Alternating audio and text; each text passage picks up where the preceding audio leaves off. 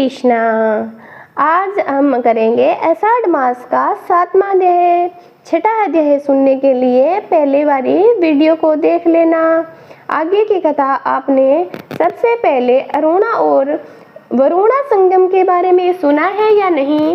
रसपान करते हैं आज के अध्याय में, जिसमें देवऋषि नारद ब्रह्मा जी से पूछ रहे, जिसके उत्तर में ब्रह्मा जी उन्हें बताते हैं। नारद उसके बाद विश्वविख्यात जनस्थान नामक तीर्थ है, जिसका विस्तार 4 योजन का है। वह स्मरण मात्र से मनुष्यों को मुक्ति देने वाला है। पूर्व काल की बात है, मनु वंश के जनक ने नाम से प्रसिद्ध एक राजा हुआ था। उन्होंने वरुण की पुत्री गुणवती के साथ शादी कर ली। गुणवती धर्म, अर्थ, काम और मोक्ष की सिद्धि करने वाली थी। जनक में भी यही गुण आ गए। राजा को अपने गुणों के अनुरूप योग्य पत्नी मिली। विप्र वह याज्ञवल्क्य के राजा जनक के पुरोहित थे।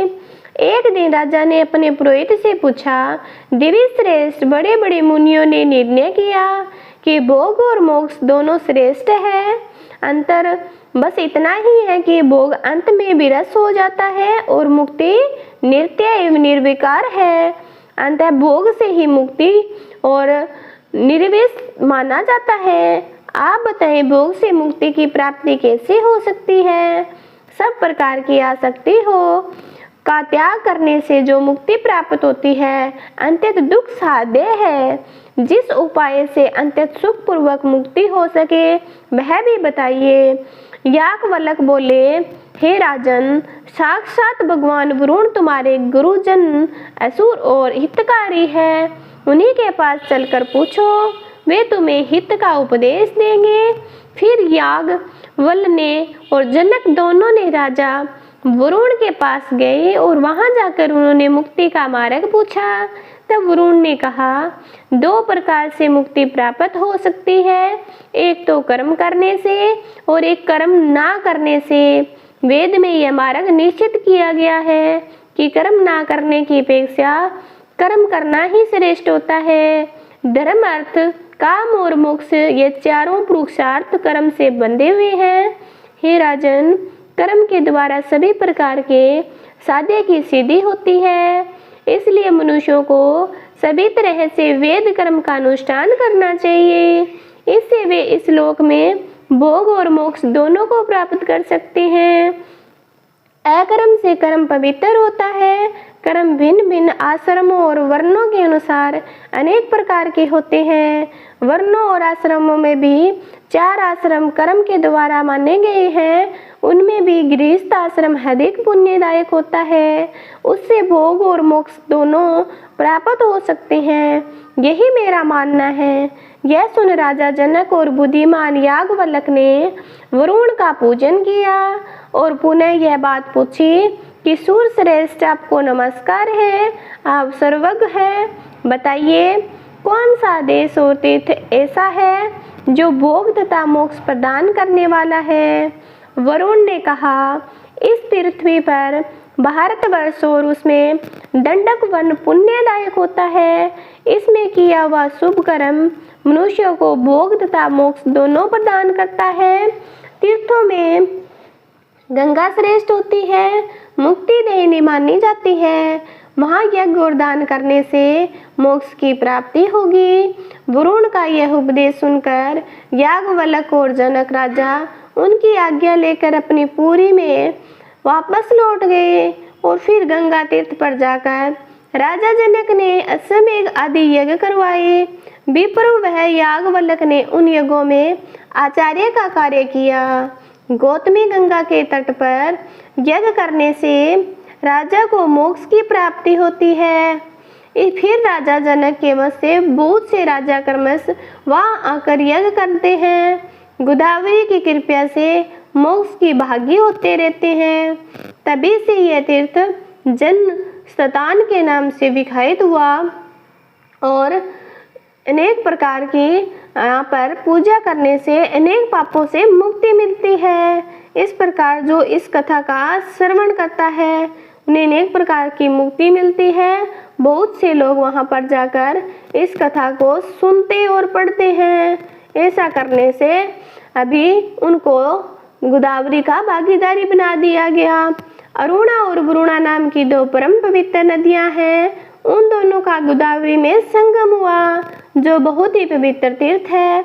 उसकी उत्पत्ति की कथा सभी पापों को नाश करने वाली है, उसे बताता हूँ। सुनो, मैं ऋषि कैसव के जेठ पुत्र आदित्य अर्थात सूर्य समस्त लोकों में विखायित है, लोकों के नेत्र है, उनके किरणें अंतः दुस है। भगवान सूर्य के रथ में 7 घोड़े जुटे हुए हैं। भगवान सूर्य संपूर्ण लोगों के द्वारा पूजित है। उनकी पत्नी का नाम है उषा। उषा विश्वकर्मा की पुत्री और त्रिभुवन की अद्वितीय सुंदरी है। उसे अपने स्वामी के तीव्र ताप का सहन नहीं हो सका। वह सदा इसी चिंता में पड़ी रहती थी, मुझे क्या करना चाहिए। उषा के 2 बुद्धिमान पुत्र थे, वे वस्तु, मन्नु और यम। एक कन भी था जो परम पवित्र यमुना नदी के रूप में विखायित हुई। एक दिन उषा ने अपने ही समान रूप वाली अपनी छाया उत्पन्न कर दी और उससे कहा कि तू मेरी जैसी होकर मेरी आज्ञा से पति की सेवा तथा मेरे पुत्रों का पालन कर। जब तक लौट कर ना आऊं तब तक प्रेसी बनकर रहो। रहस्य किसी को मत बताना, मेरी संतानों को भी बेहद प्रकट न करना। छाया ने बहुत अच्छा कहकर उषा की आज्ञा को स्वीकार कर लिया। जब उषा की आज्ञा को स्वीकार किया तो उन्होंने अपने देश के लिए प्रस्थान किया। वहां पर पहुंचकर घोड़ी का रूप धारण करके बड़ी कठिन तपस्या प्रारंभ कर दी। जब सूर्य देव को इस बात का पता चला, घोड़े का रूप धारण करके उसके पास गए। पतिव्रता उषा पर पुरुष की आशंका से भागकर भारतवर्ष में गौतमी के तट पर आई। वहां उसका पति के साथ समागम हुआ, जिससे अश्विनी कुमारों की उत्पत्ति हुई। वह स्थान अश्व तीर्थ, भानु तीर्थ और पंचवटी नाम से विखायित हुआ। तापी और यमुना दोनों सूर्य की कन्याएं थी। वे गौतमी तट पर अपने पिता से मिलने गई। अरुणा वरुणा नामक नदियों के रूप में आई थी। उन दोनों का जहाँ गंगा में संगम हुआ, वह बहुत ही उत्तम तीर्थ है। उसमें भिन्न भिन्न देवताओं और तीर्थों का पृथक पृथक समागम हुआ है। उक्त संगम में 27 तीर्थों का समुदाय है। वहाँ किया हुआ स्नान और दान अक्षय पुण्य प्रदान करने वाला है। नारद मुनि तीर्थ के स्मरण का कीर्तन और श्रवण से भी मनुष्य के सभी पापों से मुक्त होकर धर्मन और सुखी हो जाता है। श्री ब्रह्मा जी कहते हैं, नारद गरुण नामक तीर्थ सभी विघ्नों की शांति करने वाला है। उसके प्रभाव का भी वर्णन करता हूँ, ध्यान देकर सुनो। शेषनाग के एक महाबली पुत्र था, जो मनीना नाग के नाम से प्रसिद्ध हुआ। उसे सदा गरुड़ का विह बना रहता था। अंत में उसने अपनी भक्ति के द्वारा भगवान शंकर को संतुष्ट किया और प्रसन्न होने पर भगवान महेश्वर ने कहा कि नाग कोई वर मांगो। तब नाग ने कहा, प्रभु मुझे गरुड़ से अभय दान दीजिए। भगवान शिव ने कहा, तथास्तु, ऐसा ही होगा। तुम्हें गरुड़ से कोई भय ना हो। वरदान पाकर मणि नाग गरुड़ से निर्भय होकर बाहर निकला। वह क्षीरसागर के समीप जाकर भगवान विष्णु सहन करते थे। इधर उधर विचर लगा, जहाँ गरुड़ निवास करते हैं, उस स्थान पर वह जाया करता था। गरुड़ ने नाग को निर्भय विचरण से देख पकड़ लिया और अपने घर में लाकर डाल दिया। इसी बीच में नंदी ने जगदीश्वर भगवान शिव से कहा, देवेश्वर, अब मणि नाग नहीं आता। जान पड़ता है कि गरुड़ ने उसे खा लिया या फिर बांध लिया। अगर वह जीवित होता तो यहाँ आए बिना ना रहता। नंदी की बात भगवान शिव ने नाग की अवस्था को जान लिया और कहने लगा कि वह नाग तो गरुड़ के घर में बंधा पड़ा है। नंदी ने, तुम शीघ्र जाकर जगदीश्वर भगवान विष्णु की स्तुति करो और गरुड़ के द्वारा बंधन में डाले हुए नाग को मेरे कहने से ले आओ।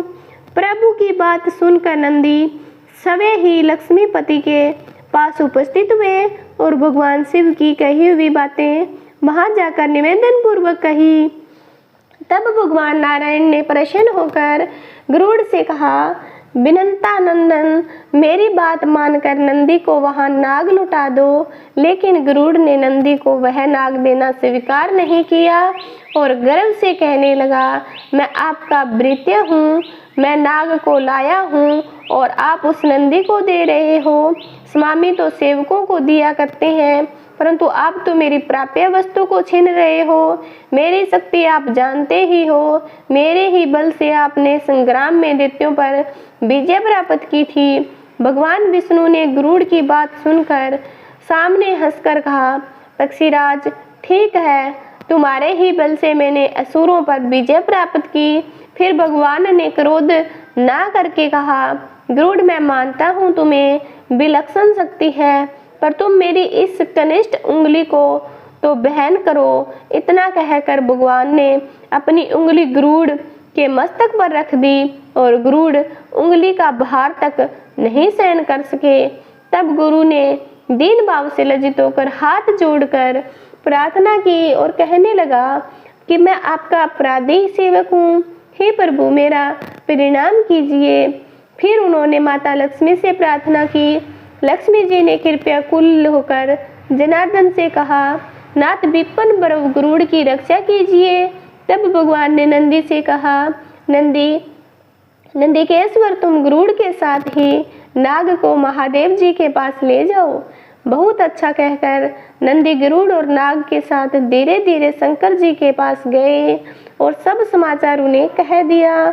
तब शंकर जी ने गरुड़ से कहा, महाबाहो, तुम लोकपावनी गौतमी गंगा के पास जाओ, वे समस्त अभिष्ट वस्तुओं को देने वाली है। उस शांति में श्रीता में स्नान करने से तुम्हें समस्त इच्छित वस्तुएं 100 गुणी अथवा सहस्त्र गुणी होकर मिलेगी। गरुड़, जो सभी प्रकार के पापों से संतृप्त है, दुखी वह जिसका उद्योग नष्ट हो गया है, उन प्राणियों के लिए मनोवांछित फल प्रदान करने वाली गोदावरी नदी ही शरण है। भगवान शिव की यह बात सुनकर गरुड़ प्रणाम करके चले गए और गोदावरी के तट पर पहुंचकर उन्होंने जल में स्नान किया और भगवान शिव तथा विष्णु के चरणों में मस्तक झुकाया। फिर उनमें पूर्ववर्त वेग आ गया और वे उड़कर भगवान विष्णु के समीप चले गए।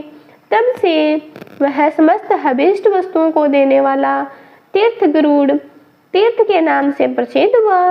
वस्त नारद मनुष्य के मन और इंद्रियों को संयम में रखते हुए वहां स्नान जो भी काम करता है वह सब अक्षय तथा शिव और विष्णु को प्रिय लगने वाला है। उसके आगे सभी पापों का नाश करने वाला गोवर्धन तीर्थ है। वह पितरों के लिए पुण्यजनक तथा स्मरण मात्र से पाप दूर करने वाला है। नारद, मैंने उसका प्रभाव प्रत्यक्ष देखा और पूर्व काल में जामिल नाम से प्रसिद्ध एक किसान ब्राह्मण रहा करता था। वह दोपहर को हो जाने पर हल से बैलों को खोलता नहीं था। उनके दोनों बगल में और पीठ पर चाबुक मारता रहता था। उसके दोनों बैल सदा आंखों में आंसू बहाया करते थे। और एक दिन कामधेनु गाय जगन माता सुरभि ने नंदी से सब हाल कहा।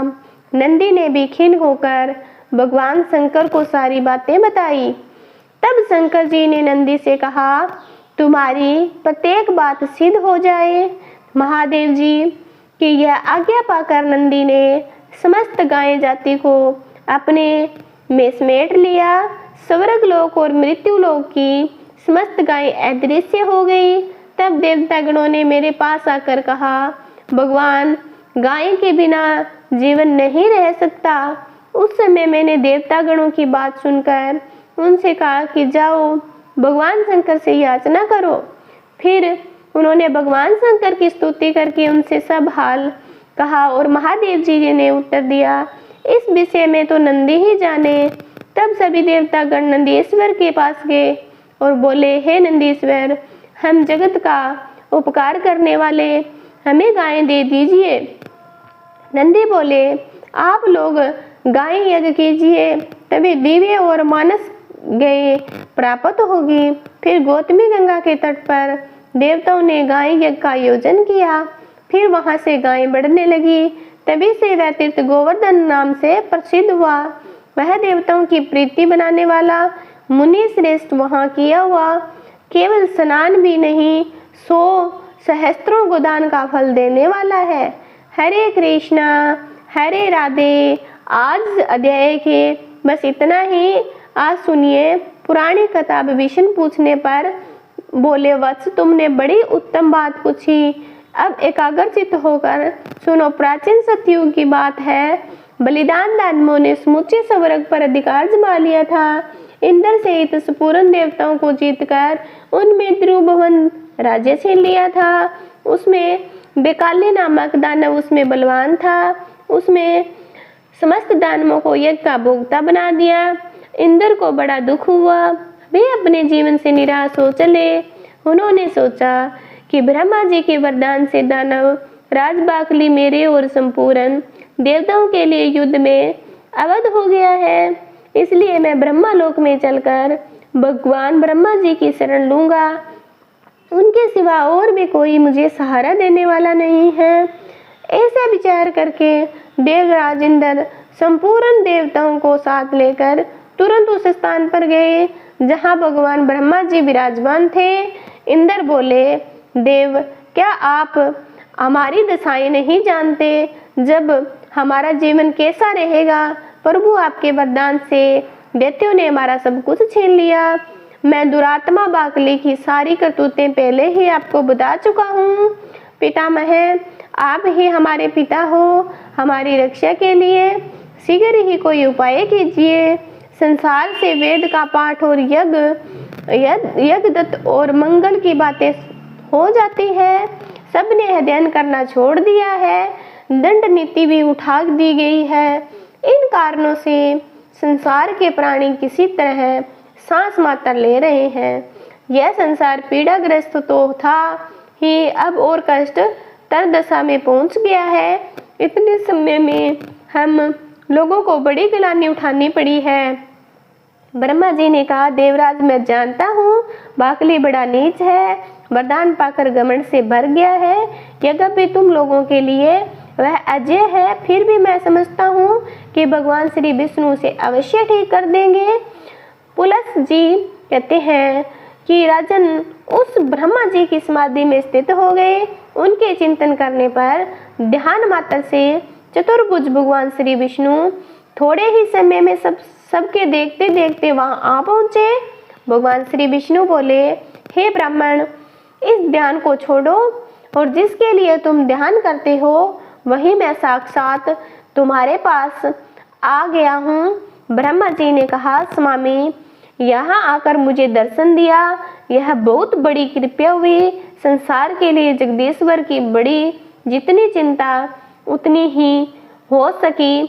मेरी उत्पत्ति भी आपने जगत के लिए ही की थी और जगत की यह दशा अंततः उसके लिए भगवान का शुभागमन वास्तव में कोई आश्चर्य की बात नहीं है। प्रभु, विश्व के पालन का कार्य आपके ही अधीन है। इस इंद्र का राज्य बाकली ने छीन लिया और चराचर प्राणियों के सहित त्रिलोकी को भी अपने अधिकार में कर लिया। और केशव को अब सलाह देकर अपने इस सेवक सहायता कीजिए। भगवान श्री वासुदेव जी ने कहा, हे ब्राह्मण, तुम्हारे वरदान से वह दानव इस समय अवध है। यद्यपि उसे बुद्धि के द्वारा बंधन में डालकर परास्त किया जा सकता है। मैं दानवों का विनाश करने के लिए वामन रूप में धारण करूंगा। यह इंद्र मेरे साथ बाकली के रूप घर चले और वहां पहुंचकर मेरे लिए इस प्रकार वर्ग की याचना करें कि राजन, इस बने ब्राह्मण के 3 पग भूमि का दान दीजिए। महाभाग्य इनके लिए मैं याचना करता हूँ। ऐसा कहने पर वह दानवराज तो अपना प्राण दे सकता है। पितामह उस दानव का दान स्वीकार करके पहले मैं इस राज्य से वंचित करूंगा, फिर उसे बांधकर पाताल का निवासी बनाऊंगा। ऐसा कहकर भगवान श्री विष्णु अंतर्ध्यान हो गए। इसके बाद कार्य साधन के अनुकूल समय आने पर संपूर्ण प्राणियों पर दया करने वाले देवादिदेव भगवान ने देवताओं का हित करने के लिए अदिति का पुत्र होने का विचार किया। भगवान ने जिस दिन गर्भ में प्रवेश किया उस दिन समस्त वायु बहने लगी। संपूर्ण प्राणी बिना किसी उपद्रव के अपने अपने अचित पदार्थ प्राप्त करने लगे। वृक्षों से फूलों की वर्षा होने लगी।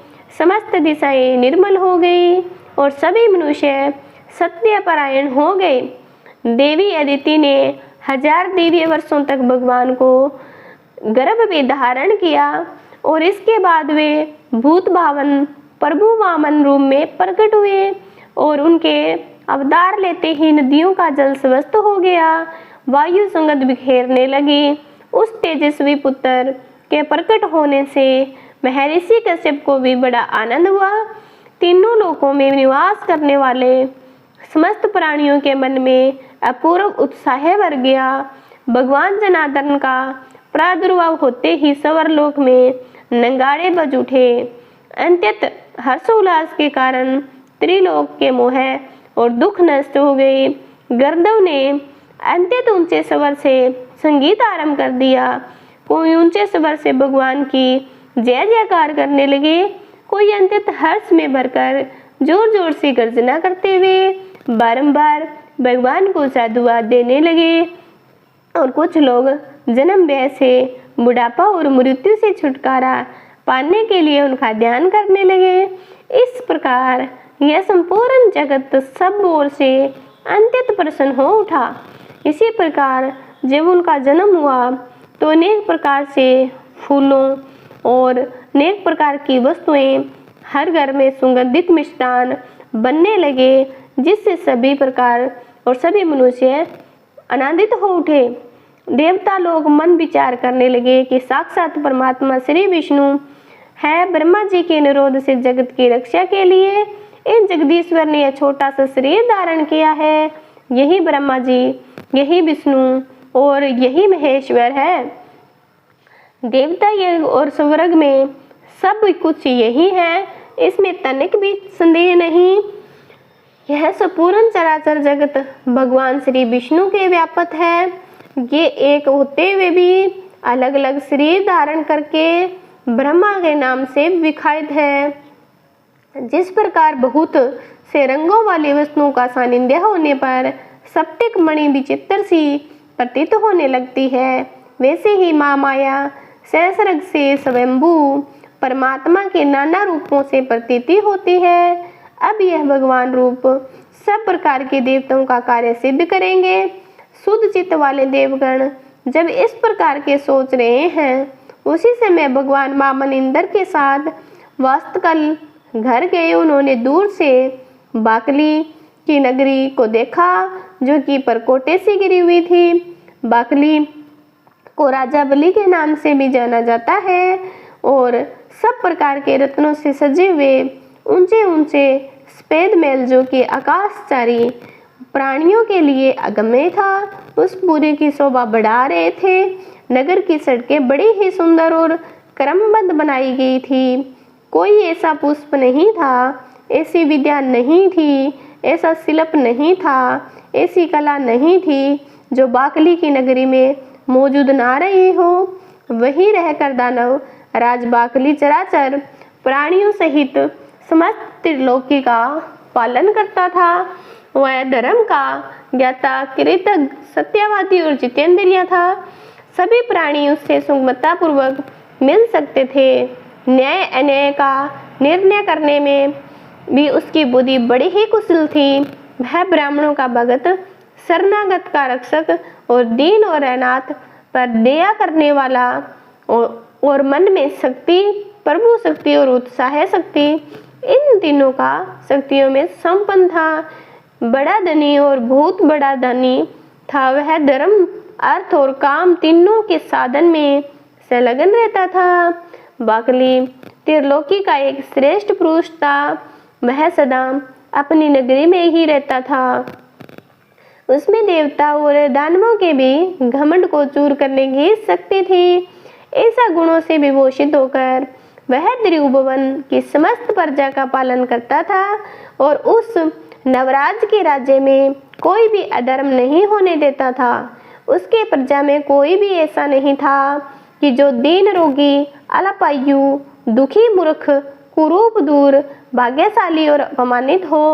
इंद्र को आते देख दानवों ने जाकर राजा बाकली से कहा कि हे प्रभु, बड़े आश्चर्य की बात है कि आज राजा इंद्र एक बोने ब्राह्मण के साथ अकेले ही आपकी पुरी में आ रहे हैं।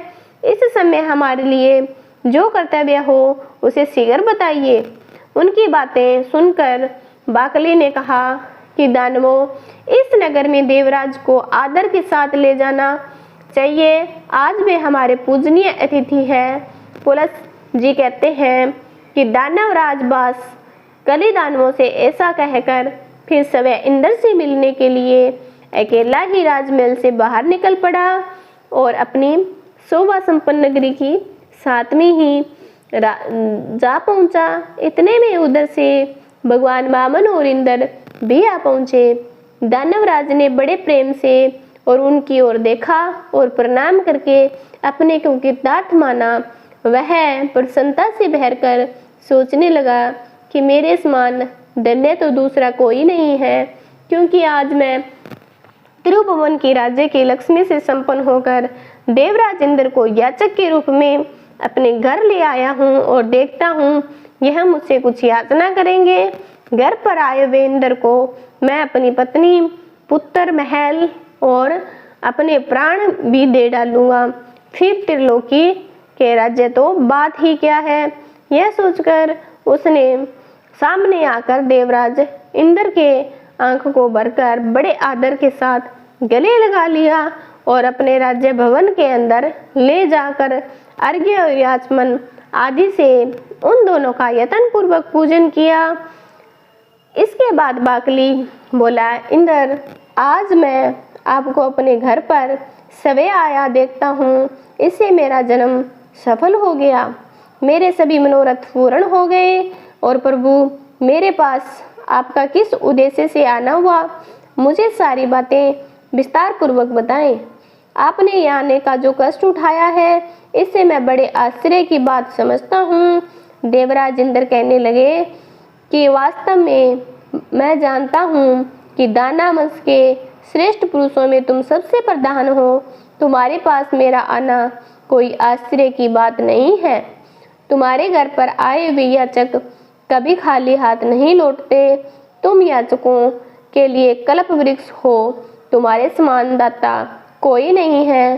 तुम प्रभा में सूर्य के समान हो, गंभीरता में सागर की समानता करते हुए समाशील के कारण तुम्हारी पृथ्वी के साथ तुलना की जा सकती है। यह ब्राह्मण देवता वामन कश्यप जी के उत्तम कुल में उत्पन्न हुए। उन्होंने मुझसे 3 पग भूमि के लिए याचना की, किंतु वास्तव में मेरा त्रिभुवन राज्य जो कि तुमने पराक्रम करके छीन लिया है, अब तो मैं निराधार और निर्धन हूँ। इन्हें देने के लिए मेरे पास कोई भूमि नहीं है, इसलिए मैं तुम्हें याचना करता हूँ। याचक मैं नहीं, यह धनवेंद्रों तो इन 52 जी को 3 पग भूमि दे दो। बाकली ने कहा, देवेंद्र, आप भले ही पधारे, आपका कल्याण हो। जरा अपनी ओर देखिए तो सही, आप ही तो सबके परम आश्रय हैं। पितामह ब्रह्मा जी त्रिभुवन की रक्षा का भार करके आपके ऊपर डालकर सुख से बैठे हैं। ध्यान धारण से युक्त हो परम पद का चिंतन करते हैं।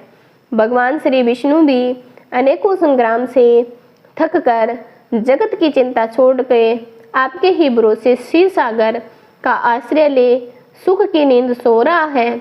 उमानंद भगवान शंकर भी आपको ही सारा भार सौंपकर कैलाश पर्वत पर विहार करते हैं। मुझसे अलग बहुत से दानवों को, जो बलवान भी बलवान थे, आपने अकेले ही मार गिराया। 12 आदित्य, 11 रुद्र, दोनों ही अश्विन कुमार, 8 वसु और सनातन देवता धर्म, ये सब लोग आपके ही बाहुबल का आश्रय लेकर स्वर्गलोक में यज्ञ का भाग ग्रहण कर रहे हैं। आपने उत्तम दक्षिणा से संपन्न 100 यज्ञों के द्वारा भगवान का यज्ञ किया था। मृत और नमो आपके ही हाथों में मारे गए थे। आपने ही पाक नामक दैत्य का दमन किया था। शिवर समर्थ भगवान विष्णु ने आपकी ही आज्ञा से दैत्यराज हिरण कश्यप को अपनी जांघ पर बिठाकर मार डाला। आप ऐरावत के मस्तक पर बैठकर वज्र हाथ में लिए जब संग्राम भूमि में आते हैं, उस समय आपको देखते ही सब दानव भाग जाते हैं। पूर्व समय में आपने बड़े बड़े बलिष्ठ दानवों पर विजय पाई थी। देवराज, आप तो ऐसे प्रभावशाली हैं, भला आपके सामने मेरी क्या गिनती हो सकती है। आपने तो मेरा उद्धार करने की इच्छा से यहाँ पदार्पण किया। निसंदेह मैं आपकी आज्ञा का पालन करने और निश्चय पूर्वक कहता हूँ, आपके लिए मैं अपने प्राण भी दे सकता हूँ। देवेश्वर, आपने मुझसे इतनी सी भूमि की बात क्यों कही। ये स्त्री पुत्र गोवे और जो कुछ भी धन मेरे पास है वो सब और त्रिलोकी का सारा राज्य इन ब्राह्मण देवताओं को दे दीजिए। आप ऐसा करके मुझ पर और मेरे पूर्वजों पर कृपया करेंगे, इसमें बिल्कुल भी संशय नहीं है, क्योंकि भावी प्रजा कहेगी कि पूर्व काल में राजा बाकल ने अपने घर पर आए हुए इंद्र को त्रिलोक का राज्य दे दिया था। आप ही क्यों, यदि कोई दूसरा याचक भी मेरे पास आए तो वह सदा ही मुझे अंतत प्रेम होगा। आप तो उन सब में मेरे लिए विशेष आदरणीय हो। अतः आपको कुछ भी देने में मुझे कोई विचार नहीं करना चाहिए। परंतु देवराज इंद्र, मुझे इस बात से बड़ी लज्जा हो रही है कि इन ब्राह्मण देवता के विशेष प्रार्थना करने पर आप मुझसे केवल 3 पग ही भूमि मांग रहे हैं। मैं तो इन्हें अच्छे गांव दे दूंगा और आपको स्वर्ग का राज्य भी अर्पण कर दूंगा। 52 जी को स्त्री और भूमि दोनों दान करूंगा। आप मुझ पर कृपया करके ये सब स्वीकार करें। पुलस जी कहते हैं, राजन दानव राजबाकली को ऐसा कहने पर उसके पुरोहित शुक्राचार्य ने उससे कहा कि महाराज, तुम्हें उचित अनुचित का बिल्कुल ज्ञान नहीं है। किसको कब क्या देना चाहिए इस बात से तुम अनुभव नहीं है, इसलिए मंत्रियों के भली भांति विचार करके सलाह करके युक्त का निर्णय करने के बाद तुम्हें कोई कार्य करना चाहिए। तुम्हें इंद्र सहित देवताओं को जीतकर त्रिलोकी का राज्य प्राप्त किया है। अपने वचन को पूरा करते ही तुम बंधन में पड़ जाओगे। राजन, यह तो 52 है, इन्हें साक्षात सनातन विष्णु ही समझो। इनके लिए तुम्हें कुछ नहीं देना चाहिए, क्योंकि इन्होंने ही पहले तुम्हारे वंश का उछल कराया था और आगे भी कराएंगे। उन्होंने माया से दानवों को परास्त किया था और माया से ही इस समय बोने ब्राह्मण का रूप बनाकर तुम्हें दर्शन दिया है। इसलिए राजन, अब बहुत कहने की आवश्यकता नहीं है, इन्हें कुछ भी मत दो। 3 पग तो बहुत है, मक्खी के पैर के बराबर भी भूमि देना स्वीकार मत करो। अगर तुम मेरी बात नहीं मानोगे तो शीघ्र ही तुम्हारा नाश हो जाएगा। यह मैं तुमसे बिल्कुल सच्ची बात कह रहा हूँ। बाकली ने कहा, गुरुदेव, मैंने तो धर्म की इच्छा से इन्हें सब कुछ देने की प्रतिज्ञा कर ली। प्रतिज्ञा का पालन अवश्य करना चाहिए। यह सत्पुरुषों का सनातन धर्म है। यदि यह भावना विष्णु है तो मुझसे दान लेकर देवताओं की समृद्धिशाली बनाना चाहते हैं, तब तो मेरे समान धन्य दूसरा कोई नहीं होगा। ध्यान प्रायण योगी निरंतर ध्यान करते रहने पर भी जितना दर्शन जल्दी नहीं हो पाता, उन्होंने यदि मुझे दर्शन दिया है तब इन देवेश्वर ने मुझे और भी धन्य बना दिया। जो लोग हाथ में कुश और जल लेकर दान देते हैं, वे मेरे दान से भी सनातन परमात्मा भगवान विष्णु प्रसन्न हो, इस वचन से कहने पर मोक्ष के भागी होते हैं। इस कार्य को निश्चित रूप से करने के लिए मेरा जो दृढ़ संकल्प हुआ और उसमें आपका उपदेश ही कारण था। बचपन में आपने एक बार उपदेश दिया, गुरुवर, जिसे मैंने अच्छी तरह से अपने हृदय में धारण किया। जो उपदेश इस प्रकार था कि शत्रु भी यदि घर आ जाए तो उसके लिए भी कोई वस्तु अदेय नहीं है, उसे कुछ भी देने से इनकार मत करना। इसलिए गुरुदेव, यही सोचकर मैंने इंद्र के लिए स्वर्ग का राज्य और वामन जी के लिए अपने प्राण तक दे डालने का निश्चय कर लिया। जिस दान के देने से कुछ भी कष्ट नहीं होता, ऐसा दान तो संसार में सभी लोग देते हैं।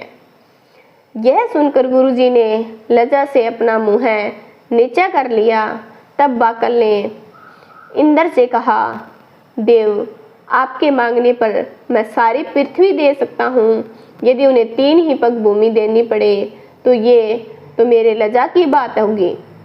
इंद्र ने कहा, नवराज, तुम्हारा कहना सत्य है, किंतु इन ब्राह्मण देवता ने मुझसे 3 ही पग भूमि की याचना की है। इनको बस इतनी ही भूमि की आवश्यकता है और मैंने भी इन्हीं के लिए तुम्हें याचना की, इसलिए उन्हें यही वर प्रदान किया। बाकली ने कहा कि देवराज, आप वामन को मेरी और 3 पग भूमि दे दीजिए। आप भी चिरकाल वहां पर सुख से निवास कीजिए। पुलस जी कहते हैं, ऐसा कहा बाकली ने हाथ में जल लेकर, साक्षात श्री हरि मुझ पर प्रसन्न हो गए हैं, इसलिए मैं उन्हें 3 पग भूमि देना चाहता हूँ। और मुझे सपने में दर्शन दिए हैं और प्रसन्न होकर वामन जी को 3 पग भूमि दे। दानवराज के दान करते ही श्री हरि ने 52 रूप त्याग दिया और देवताओं के हित की इच्छा से संपूर्ण लोगों को नाप लिया। वे यज्ञ पर्वत पर पहुंचकर उत्तर की ओर मुँह करके खड़े हो गए। उस समय दानव लोग भगवान के बाएं चरण के नीचे आ गया। तब जगदीश्वर ने पहला पग सूर्य लोक में रखा, दूसरा ध्रुव लोक में, फिर अद्भुत कर्म करने वाले भगवान ने तीसरे पग को ब्रह्मांड के आघात किया। उनके अंगूठे के आगे बाघ से लगकर ब्रह्मांड फटा गया, जिससे बहुत सारा जल बह गया, निकल पड़ा। भगवान श्री विष्णु के चरणों से प्रकट होने वाली वैष्णवी नदी गंगा कहते हैं। गंगा जी अनेक कारणवश भगवान श्री विष्णु के चरणों से प्रकट हुई। उनके द्वारा चराचर प्राणियों सहित समस्त त्रिलोकी व्यापक है। इसके बाद भगवान श्री वामन ने बाकली से कहा कि राजन, मेरे 3 पग पूर्ण करो। बाकली ने कहा, भगवान, आपने पूर्व समय में जितनी बड़ी पृथ्वी बनाई थी, उससे मैंने कुछ भी छुपाया नहीं है। पृथ्वी छोटी है और आप महान हैं। मुझ में सृष्टि उत्पन्न करने की शक्ति नहीं है, जिससे कि दूसरी पृथ्वी बनाकर मैं आपके 3 पद पूर्ण कर सकूं। देव, आप जैसे प्रभु की इच्छा शक्ति ही मनवांछित कार्य करने में समर्थ होती है। सत्यवादी बाकली को निरुत्तर जानकर भगवान श्री विष्णु बोले, दानवराज, बोलो, मैं तुम्हारी कौन सी इच्छा पूर्ण करूं? तुम्हारा दिया हुआ संकल्प का जल मेरे हाथ में आया है, इसलिए तुम वर पाने के लिए योग्य हो, वरदान के उत्तम पात्र हो। तुम्हें जिस वस्तु की इच्छा हो मांगो, उसे मैं दूंगा। बाकली ने कहा, देवेश्वर, मैं आपकी भक्ति चाहता हूँ और मेरी मृत्यु भी आपके ही हाथ से हो, और जिससे मुझे आपके परम धाम श्वेत द्वीप की प्राप्ति हो सके, तपस्वी के लिए भी दुर्लभ है। कुलस जी कहते हैं, बाकली के ऐसा कहने पर भगवान श्री विष्णु ने कहा, राजन, तुम एक कल्प तक ठहरे हो। जिस समय वराह रूप धारण करके मैं रसातल में प्रवेश करूंगा, उसी समय मैं तुम्हारा वध करूंगा। इससे तुम मेरे रूप में लीन हो जाओगे। भगवान के लिए ऐसे वचन सुनकर वह दानव उनके सामने से चला गया। भगवान भी उससे त्रिलोकी का राज्य छीनकर अंतर्ध्यान हो गए। बाकली पाताल लोक का निवासी होकर सुखपूर्वक रहने लगा। बुद्धिमान इंद्र तीनों लोकों का पालन करने लगे। यह जगत गुरु भगवान श्री विष्णु के 52 अवतारों का वर्णन है। इसमें श्री गंगा जी के प्रादुर्भाव की कथा भी आ गई और 7वां अध्याय भी आ गया। सभी नाशों का, सभी पापों का नाश करने वाला है। और आगे की कथा सुनने के लिए, आगे का अध्याय सुनने के लिए मेरे चैनल को सब्सक्राइब करें।